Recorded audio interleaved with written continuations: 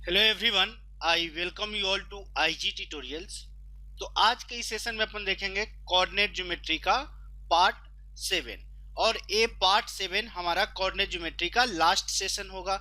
इस सेशन में अपन देखने वाले हैं angle between two straight lines. Okay, दूसरा देखेंगे perpendicular distance of a point two a straight line. तीसरा अपन देखने वाले हैं रिफ्लेक्शन पॉइंट के बारे में कि किसी भी पॉइंट का रिफ्लेक्शन पॉइंट किसी एक एक्सिस के अक्रॉस, आइदर एक्स एक्सिस और वाई एक्सिस के अक्रॉस, उसका रिफ्लेक्शन पॉइंट क्या होता है। तो इस तीनों कॉन्सेप्ट को अपन आज के सेशन में देखने वाले हैं। तो जो लोग भी इस वीडियो को पहली बार देख रहे हैं उन लोग से रिक्वेस्ट है कि प्लीज पार्ट 1 से देखना शुरू करें, तभी आपको कोऑर्डिनेट ज्योमेट्री का बेसिक चीजें आपको समझ में आएंगी। जो डायरेक्ट पार्ट 7 को देख रहे हैं, जो ऑलरेडी फॉलो कर रहे हैं, उनके लिए सही है। तो चलिए without any further edu let's get started. तो चलिए हम लोग का जो पॉइंट है, पहला पॉइंट, वो बोल रहा है angle between two straight lines. दो सरल रेखाओं के बीच का कोण क्या होता है वो हम लोग को निकालना है। Suppose A B and C D, A B and C D दो स्ट्रेट लाइन है। अब उसके बीच का एंगल क्या होगा? तो सबसे पहले जो जो आपका स्ट्रेट लाइन ए बी है, मान लेते हैं कि ए जो है एक्स एक्सिस के साथ अल्फा एंगल बना रहा है और ए जो है बीटा एंगल बना रहा है। सी डी लाइन जो है एक्स एक्सिस के साथ बीटा एंगल बना रहा है। इसका मतलब कि स्लोप जो है ए बी का, स्लोप ऑफ ए बी, उसको अपन m1 नाम दे देते हैं। वो आपको कितना दिया गया है? tan alpha. ए बी का स्लोप कितना होगा? tan alpha. Slope of C D देखेंगे तो सी डी रेखा का स्लोप को अपन m2 नाम दे देते हैं। तो ये आपका क्या है? tan बीटा है। ओके, अब आप एक चीज गौर से देखें कि ट्रायंगल ए सी पी में देखिए, ट्रायंगल ए सी पी में अब दोनों रेखाओं के बीच का कोण ए वाला एंगल थीटा दिया गया है। दोनों रेखाओं के बीच का कोण तो यही होगा थीटा, दूसरा कोण ए वाला होगा। तो बट अपन अभी मेन कंसंट्रेट करें ए वाला एंगल थीटा। थीटा यदि निकल गया तो 180 माइनस थीटा करेंगे तो ए वाला एंगल निकल जाएगा। तो ट्रायंगल ए सी पी में आप देखेंगे बीटा क्या है? आपका एक्सटर्नल एंगल है। तो एक्सटर्नल एंगल क्या होता है? Sum of remaining two internal angle. तो अल्फा प्लस थीटा का वैल्यू आपको बीटा हो जाएगा, बट आपको निकालना क्या है? थीटा। तो थीटा क्या हो जाएगा? Beta minus alpha. दोनों साइड आप tan ले लीजिए क्योंकि आपको स्लोप के फॉर्म में दिया गया है। तो tan theta is equal to क्या हो जाएगा? tan of beta minus alpha. अब A tan a minus B के फॉर्म में हो गया। tan a माइनस बी का फॉर्मूला क्या होता है? tan a माइनस बी का फॉर्मूला होता है tan a minus tan b by 1 plus tan a tan b होता है। ये आपका tan a minus tan b का फॉर्मूला होता है। तो यहाँ से आप tan थीटा क्या बोल सकते हैं? tan beta minus tan alpha by 1 plus tan alpha tan beta बोल सकते हैं। अब आपको tan थीटा जो है स्लोप निकालना था, तो यही m जो है आपका, मान लीजिए स्लोप है, दोनों रेखाओं के बीच की जो कोण है वो tan थीटा दिया गया है। तो tan बीटा को आपने क्या लिया था? m2। तो m2 minus m1 by 1 plus m1 m2 होता है। ये आपका angle between two straight line हो गया। tan थीटा का वैल्यू आ गया तो आप थीटा का भी वैल्यू आराम से निकाल सकते हैं। अब आपको देखिए यहाँ पे दो कोण बनेंगे। एक आपका कोण बनेगा जो आपका एक्यूट एंगल होगा, दूसरा ऑब्ट्यूज एंगल। तो आप m2 माइनस m1 कीजिए या m1 माइनस m2 कीजिए, कुछ भी कीजिए। यदि tan थीटा का वैल्यू पॉजिटिव आया, इसका मतलब थीटा क्या है? थीटा आपका एक्यूट एंगल है क्योंकि tan थीटा 0 से 90 के बीच में आपको पॉजिटिव देता है। यदि tan थीटा का वैल्यू आपको निगेटिव आया, इसका मतलब थीटा जो है ऑब्ट्यूज एंगल है, उसके बीच का एंगल जो है ऑब्ट्यूज एंगल है। ओके, तो आप ये ध्यान में न रखिए कि आपको m1 माइनस m2 यहाँ पे ऊपर में लेना है या m2 माइनस m1 लेना है। आपको जो लेना है जैसे लेना है आप ले लीजिए। यदि tan थीटा का वैल्यू पॉजिटिव आया तो वो आपका एक्यूट एंगल देगा। यदि आपसे ऑब्ट्यूज पूछा जाए उस केस में तो आप क्या कर सकते हैं, एक्यूट यदि आपको थीटा है तो ऑब्ट्यूज एंगल 180 माइनस थीटा हो जाएगा, वैसे आप निकाल सकते हैं। अब आप इस फॉर्मूला से, इस फॉर्मूला पे ध्यान से देखिए। इस फॉर्मूला को यदि आप ध्यान से देखेंगे तो tan थीटा का वैल्यू m2 माइनस m1 बटे m1 प्लस m2। तो आप यदि थीटा जीरो हो गया, थीटा यदि जीरो हो गया, इसका कहने का क्या मतलब कि जो स्ट्रेट लाइन है वो पैरेलल लाइन से, दोनों लाइन पैरेलल होंगे तो थीटा का वैल्यू जीरो। तो tan theta tan zero zero होता है, यानी कि m1 बराबर m2, यानी कि दो स्ट्रेट लाइन का यदि स्लोप आपको बराबर दिया गया है, इसका मतलब कि आप वो स्ट्रेट लाइन पैरेलल लाइंस होंगे। इस फॉर्मूला से ही देखिए, यदि थीटा बराबर 90 डिग्री करेंगे, थीटा बराबर 90 डिग्री करने का क्या मतलब कि दोनों लाइन जो है आपका परपेंडिकुलर लाइंस है। थीटा बराबर 90 डिग्री रखेंगे तो ए इनफाइनाइट आ जाएगा, यानी कि नीचे वाला जो टर्म है m1 m2 प्लस 1 जो टर्म है वो आपका कितना आना चाहिए, जीरो आना चाहिए, यानी कि m1 m2 का वैल्यू आपको -1 आना चाहिए। तो यहाँ से आप बोल सकते हैं कि m1 जो वैल्यू होगा -1 बाई m2 के बराबर होगा, यानी कि एक का स्लोप दूसरे के रेसिप्रोकल के निगेटिव के बराबर होता है, तब वो स्ट्रेट लाइन आपस में परपेंडिकुलर होगा। बट आपको जो ध्यान में रखना है वो केवल यही वाला फॉर्मूला ध्यान में रखना है। कैसे डेराइव किया आपको पता हो गया। tan theta is equal to m1 minus m2 by 1 plus m1 m2 कीजिए या m2 माइनस m1 कीजिए, यहाँ पे कुछ भी कीजिए। थीटा यदि पॉजिटिव, tan थीटा का वैल्यू पॉजिटिव आया तो एक्यूट होगा, tan थीटा का वैल्यू निगेटिव आया तो ऑब्ट्यूज होगा। ये आपको फॉर्मूला आपको ध्यान में रखना है। पर पैरेलल होने के लिए ऊपर वाला जीरो, क्योंकि tan जीरो जीरो होता है तो m1 m2 के बराबर हो जाएगा। परपेंडिकुलर होने के लिए m1 जो है -1 बाई m2 के बराबर हो जाएगा। तो आई होप आपको ये चीजें समझ में आ गई होगी। चलिए इस पे अब कुछ क्वेश्चन देख लेते हैं। पहला इक्वेशन है find the acute angle. Okay, acute angle पूछा है between the lines 7x minus 4y is equal to 0, 3x minus 11y plus 5 is equal to 0। अब आपके स्लोप इसका कैसे निकाल सकते हैं। स्लोप निकालने के लिए y बराबर mx प्लस c का फॉर्म दीजिए, जहां पे m क्या होता है, स्लोप। पहला इक्वेशन आपको दिया गया है 7x minus 4y is equal to 0, तो 4y is equal to 7x हो जाएगा, y is equal to 7 by 4x हो गया, c का वैल्यू यहाँ पे 0 हो जाएगा। यानी कि जो a चीज आएगा वो आपका स्लोप होगा, क्योंकि y बराबर mx प्लस c का फॉर्म है, तो m1 का वैल्यू आपको 7/4 आ गया। सिमिलरली दूसरा स्ट्रेट लाइन क्या दिया गया है, 3x minus 11y plus 5 is equal to 0। y is equal to के फॉर्म में लेने के लिए आप इसको क्या कीजिए, 11y इज इक्वल टू क्या हो जाएगा, 3x plus 5। y is equal to क्या होगा, 3/11x प्लस 5/11 हो गया। इसका मतलब इस केस में m का वैल्यू क्या हो गया, 3/11, तो m2 आपको क्या आ गया, 3/11 आ गया। m2 आपको 3/11 आ गया। अब आपको m1 पता है, m2 पता है, tan थीटा का फॉर्मूला लगाइए। tan थीटा क्या होता है, m1 माइनस m2 कीजिए या m2 माइनस m1 कीजिए, कुछ फर्क नहीं पड़ता है। जो आएगा उसके अनुसार एक्यूट एंगल निकालना है, यानी कि पॉजिटिव वैल्यू लेना है। तो m1 minus m2 by 1 plus m1 m2 करते हैं। देखिए m1 का वैल्यू आपको 7/4 दिया गया है, minus m2 3/11 by 1 plus 7/4 into 3/11 आ गया। ओके, इसको यदि करेंगे 11 सत्ते 77, 4 तिहाई 12, 65 बटा में 44 आएगा, नीचे के 44 से कट जाएगा, 44 प्लस 7 3 21 65, 65/65 आपको 1 आ गया, पॉजिटिव वैल्यू है। tan थीटा का वैल्यू आपको 1 आया, इसका मतलब थीटा का वैल्यू आपको क्या आ जाएगा, 45 डिग्री। और 45 डिग्री ऑब्वियसली एक एक्यूट एंगल है।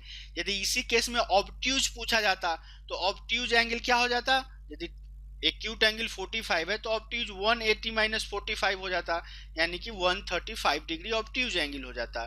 बट आपसे पूछा गया क्या, एक्यूट एंगल, तो एक्यूट एंगल का वैल्यू हो जाएगा 45 डिग्री। चलिए एग्जांपल सेकंड को लेते हैं। एग्जांपल सेकंड में आपसे पूछा गया find the obtuse angle between the lines this and this. पहला इक्वेशन y बराबर mx प्लस c के फॉर्म में लाने के लिए क्या है, 2x plus y is equal to 10 है, तो y इज इक्वल टू क्या कर सकते हैं, -2x प्लस 10, यानी कि m1 का वैल्यू आपको -2 आ गया। m1 का वैल्यू कितना आया, -2 आ गया। ओके, सिमिलरली दूसरा स्ट्रेट लाइन है, 3x plus Y plus 6 is equal to 0, यानी कि आपको y का वैल्यू कितना आ जाएगा -3x माइनस 6, m2 का वैल्यू कितना आ गया, m2 का वैल्यू आपको -3 आ गया। tan थीटा का फॉर्मूला लगाइए, tan थीटा कुछ भी m1 minus m2, m2 minus m1 कुछ भी कीजिए, -2 माइनस 3 बटा 1 प्लस -2 इंटू -3 आ गया। ऊपर आ जाएगा -2 प्लस 3 यानी कि -1 बटा 1 प्लस 6 7 आ गया, +1 आ जाएगा, -2 प्लस 3 प्लस 1/7, तो tan थीटा का वैल्यू आपको 1/7 आया।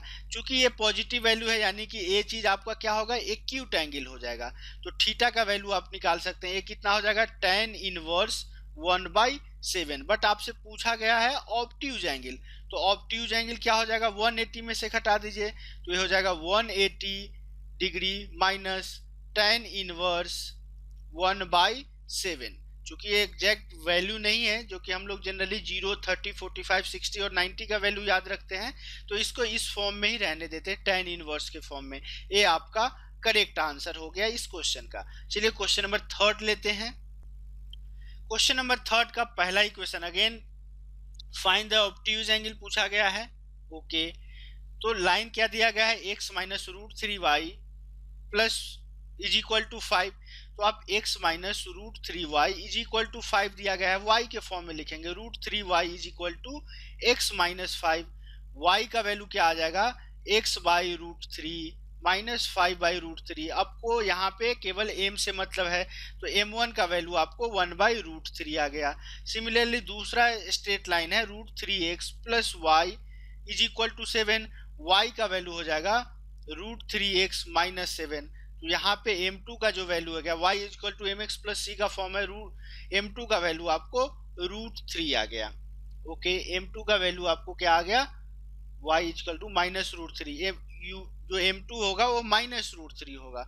अब आप tan थीटा का फॉर्मूला लगाइए, tan थीटा किसी में से किसी को घटा दीजिए, फर्क नहीं पड़ता है, तो 1/√3 -√3 बाई 1 प्लस 1/√3 इंटू -√3। अब देखिए -√3 कट गया, नीचे में 1 - 1 यानी कि 0 आ रहा है, तो समथिंग बाई 0 आपको क्या देगा, इनफाइनाइट देगा, तो tan थीटा का वैल्यू आपको इनफाइनाइट आ गया। इसका मतलब थीटा क्या है, 90 डिग्री का एंगल बनाएगा, यानी कि वो दोनों स्ट्रेट लाइंस आपस में क्या है, परपेंडिकुलर लाइंस है। तो एक्यूट एंगल बोलिए या ऑब्ट्यूज एंगल बोलिए, दोनों एंगल का वैल्यू आपको कितना आएगा, 90 डिग्री का ही एंगल आएगा। तो इस तरह से इस क्वेश्चन का राइट आंसर आपका 90 डिग्री हो गया। ओके, तो ये था हमारा दोनों स्ट्रेट लाइन के बीच का एंगल निकालने का। अब नेक्स्ट है कि किसी पॉइंट से किसी स्ट्रेट लाइन का परपेंडिकुलर डिस्टेंस क्या होता है, उसका फॉर्मूला देख लेते हैं। अब आपको नेक्स्ट है perpendicular distance from a point two a line. अब देखिए ए बी एक स्ट्रेट लाइन दिया गया है, पी एक्स वाई एक पॉइंट है, तो इस पॉइंट से आपको बोला गया है कि ए जो परपेंडिकुलर डिस्टेंस होगा पी क्यू का लेंथ कितना होगा। तो अब देखिए आपका कोई ए बी यदि एक स्ट्रेट लाइन दिया गया है तो इसका कुछ ना कुछ इक्वेशन दिया रहेगा, X plus B Y plus C is equal to 0, ये आपका स्ट्रेट लाइन का इक्वेशन दिया गया है। पॉइंट जो दिया गया है, पॉइंट को एक्स वाई नहीं लेकर के यहाँ पे फॉर्मूला के लिए यहाँ पे पी ऑफ एम एन ले लेते हैं, एम एक्स कोऑर्डिनेट है, एन वाई कोऑर्डिनेट है। जो आपका पॉइंट दिया गया है पी, उसका कोऑर्डिनेट क्या है, एम कॉमा एन। अब आपको परपेंडिकुलर डिस्टेंस निकालना है, परपेंडिकुलर डिस्टेंस कहने का मतलब पी क्यू का लेंथ निकालना है।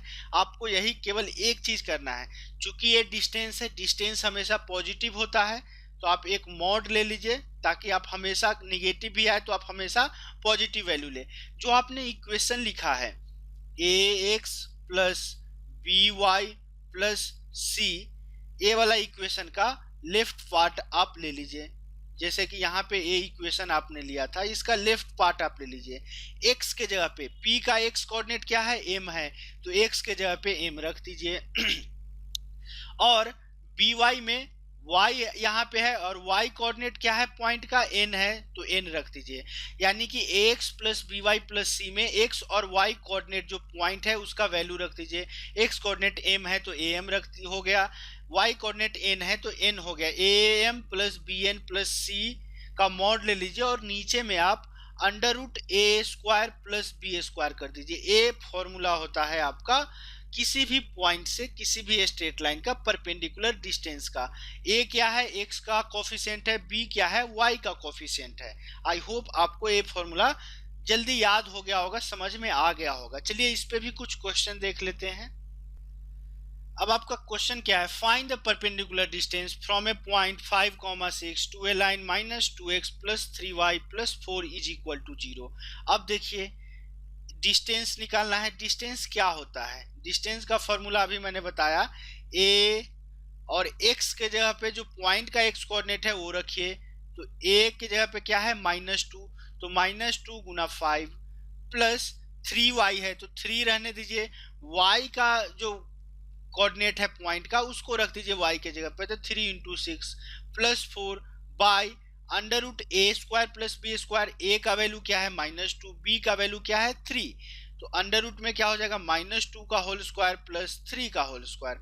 अब देखिए -2, 5 -10 प्लस 18 प्लस 4 बाई आपको क्या आ जाएगा, नीचे में अंडर रूट 13 आ जाएगा। ऊपर देखिए 18 4 22 -10 12 आ जाएगा। 12 बाई रूट 13 जो है आपका ये परपेंडिकुलर डिस्टेंस हो जाएगा। ये आपका करेक्ट आंसर हो जाएगा। यदि इसके अंदर में यदि निगेटिव भी वैल्यू आता तो चूंकि ये मॉड लगा है तो आप डिस्टेंस कभी निगेटिव नहीं हो सकता, तो उसको आप पॉजिटिव करके ले सकते थे। चलिए एग्जाम्पल 5th को देखते हैं।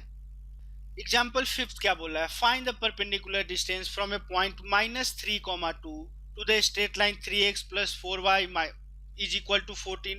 3x + 4y is equal to 14 दिया गया है। ax + by + c का फॉर्म दीजिए। 3x + 4y - 14 is equal to आपको 0 आ जाएगा। परपेंडिकुलर डिस्टेंस निकालना है। डिस्टेंस क्या हो जाएगा, mod of 3 × x coordinate 3 × -3 plus 4 × y coordinate 4 × 2 -14 okay by under root A square plus B square 3 का स्क्वायर प्लस 4 का स्क्वायर। अंदर में क्या आ जाएगा -9 -14 -23 प्लस 8 करेंगे -15 आ गया। तो अंदर में -15 बाई 3 का स्क्वायर 9 4 का स्क्वायर 16 25 का स्क्वायर रूट 15 आ गया। तो डिस्टेंस चूंकि ऊपर -15 है उसका मॉड क्या होगा 15/5। ये आपका 3 यानी कि जो परपेंडिकुलर डिस्टेंस है वो आपका 3 यूनिट का आ जाएगा। चलिए एग्जांपल 6th को देख लेते हैं। एग्जाम्पल 6th क्या बोला है, find the perpendicular distance of a straight line this from the point this. अब आपको डिस्टेंस निकालना है। मॉड लिखिए स्ट्रेट लाइन का इक्वेशन लिखिए 12 x कोऑर्डिनेट डाल दीजिए 2 -5 × 1 + 9 by square root of a square plus b square 12 का स्क्वायर प्लस 5 का स्क्वायर, यानी कि ये कितना 12 दूना 24 प्लस 9 33 33 - 5 28 28 बाई 12 का स्क्वायर प्लस 5 का स्क्वायर 169 का स्क्वायर रूट 13 आ गया। यानी कि जो आपका डिस्टेंस आएगा वो आपका 28/13 यूनिट का डिस्टेंस आएगा। तो ये था हमारा पॉइंट का किसी भी स्ट्रेट लाइन से परपेंडिकुलर डिस्टेंस। अब एक लास्ट टॉपिक बच गया है जहां से एसएससी बराबर क्वेश्चन पूछते रहता है, वो आपका रिफ्लेक्शन पॉइंट है। ये इजीएस्ट टॉपिक है जहां से एसएससी सीजीएल जो है क्वेश्चन पूछता है। तो एक बार रिफ्लेक्शन पॉइंट को भी देख लेते हैं। तो हम लोग का नेक्स्ट है reflection of a point over x axis and y axis. चलिए ए आपका वाई एक्सिस है, ए आपका एक्स एक्सिस, ए वाई एक्सिस एक्स एक्सिस। पहला अपन देखेंगे एक्स एक्सिस के रिस्पेक्ट में अक्रॉस किसी भी पॉइंट का रिफ्लेक्शन पॉइंट क्या होगा। दूसरा है आपको वाई एक्सिस के रिस्पेक्ट में, दूसरा वाई एक्सिस के रिस्पेक्ट में किसी पॉइंट का रिफ्लेक्शन पॉइंट क्या होगा। अब देखिए एक्स एक्सिस क्या है, नीचे वाला है। ओके, एक्स एक्सिस आपका नीचे वाला है। सपोज एक पॉइंट है x, y।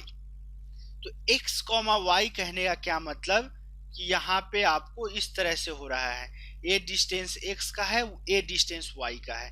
तो ये देखिए फर्स्ट क्वाड्रेंट में है, तो फर्स्ट क्वाड्रेंट का आपका रिफ्लेक्शन किस में आएगा, फोर्थ क्वाड्रेंट में आएगा। और फोर्थ क्वाड्रेंट में आपको क्या होता है, x का वैल्यू देखिए राइट साइड है x, तो x का वैल्यू राइट साइड में जहां भी लीजिए, ऊपर लीजिए या नीचे लीजिए, पॉजिटिव ही आएगा।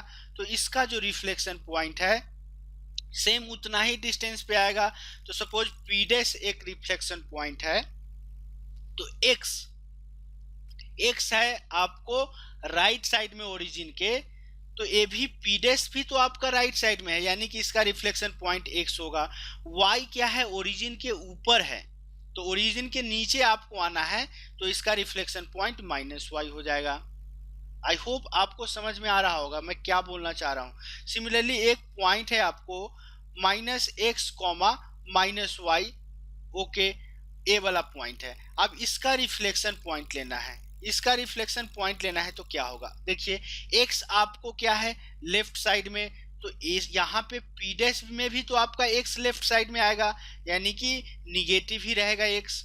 लेकिन y क्या है आपको नीचे है। अब आप रिफ्लेक्शन ऊपर बना रहे हैं, तो ओरिजिन के ऊपर आपका y का वैल्यू पॉजिटिव आता है, तो ये माइनस एक्स कॉमा वाई हो जाएगा। सिमिलरली आप देखिए कोई पॉइंट पी एक्स वाई है और इसका रिफ्लेक्शन आपको y एक्सिस के क्रॉस लेना है, यहाँ पे आपका p डैश है, ओके। अब देखिए x कोऑर्डिनेट क्या है, ओरिजिन के राइट साइड में है, उसका रिफ्लेक्शन लेफ्ट साइड में आएगा, लेफ्ट साइड में आएगा, इसका मतलब कि x का वैल्यू निगेटिव हो जाएगा। लेकिन y देखिए, y यहाँ भी आपको ऊपर था ओरिजिन के और यहाँ भी ऊपर है, तो यानी कि y ही रह जाएगा। सिमिलरली यदि एक पॉइंट आपको minus x comma minus y यहाँ पे दिया गया है और इसका रिफ्लेक्शन p डैश निकालना है, तो अब देखिए x क्या है लेफ्ट साइड में, रिफ्लेक्शन लेना है तो वो राइट साइड में जाएगा, तो x का वैल्यू पॉजिटिव हो जाएगा। y अभी भी ओरिजिन के नीचे है और इस रिफ्लेक्शन पॉइंट के केस में भी ओरिजिन के नीचे, यानी कि x कॉमा माइनस वाई इसका आपको रिफ्लेक्शन पॉइंट हो जाएगा। चलिए इस पे कुछ क्वेश्चन देख लेते हैं ताकि आपको समझ में आ जाए कि किस तरह के क्वेश्चन एसएससी सीजीएल पूछता है। बोल रहा है find the reflection point of these points across x axis and y axis. ये 5 पॉइंट्स दिए गए हैं, इसका एक्स एक्सिस और वाई एक्सिस के अक्रॉस आपको रिफ्लेक्शन पॉइंट निकालना है, ओके। अब हम लोग यहाँ पे लिखते हैं एक्स एक्सिस के रिस्पेक्ट में क्या होगा, वाई एक्सिस के रिस्पेक्ट में रिफ्लेक्शन पॉइंट क्या होगा, ओके। पहला पॉइंट है आपको -2,1, -2,1 जो है यहाँ पे आएगा एक पॉइंट -2,1। अब इसका रिफ्लेक्शन पॉइंट एक्स एक्सिस के रिस्पेक्ट में, एक्स एक्सिस के रिस्पेक्ट में, अब एक्स अभी भी आपको लेफ्ट साइड में है, तो पी डैश जो हो जाएगा अभी भी निगेटिव, तो -2 ही रहेगा, ओके। 1 जो है ओरिजिन के ऊपर है, अब नीचे आ रहा है, इसका मतलब -1, तो इसका रिफ्लेक्शन पॉइंट जो हो जाएगा एक्स एक्सिस के रिस्पेक्ट में -2,-1 हो जाएगा। सिमिलरली इस पॉइंट का आपको रिफ्लेक्शन पॉइंट वाई एक्सिस के क्रॉस लेना है, तो यहाँ पे यदि पी डबल डैश यानी कि वाई एक्सिस के क्रॉस रिफ्लेक्शन पॉइंट लेते हैं तो -2 है लेफ्ट साइड में। अब एक्स को आपको राइट साइड में जाना है, तो x पॉजिटिव हो जाएगा यानी कि 2।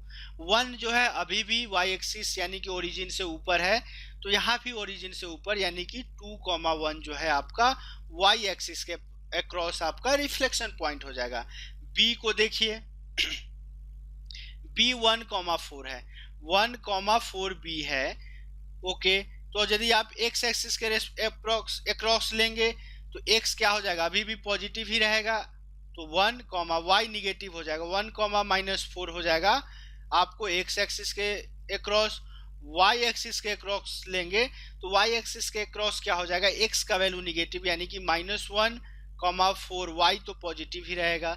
c में आपका पॉइंट है 5,7, 5,7 को यदि आप गौर से देखें तो 5,7 का नीचे आएगा, यानी कि x रिफ्लेक्शन -5 हो जाएगा, सॉरी 5 हो जाएगा क्योंकि नीचे आएगा एक्स एक्सिस के अक्रॉस, और 7 ऊपर है तो उसका y एक्स एक्सिस के अक्रॉस करना है, तो नीचे आएगा तो -7 हो जाएगा।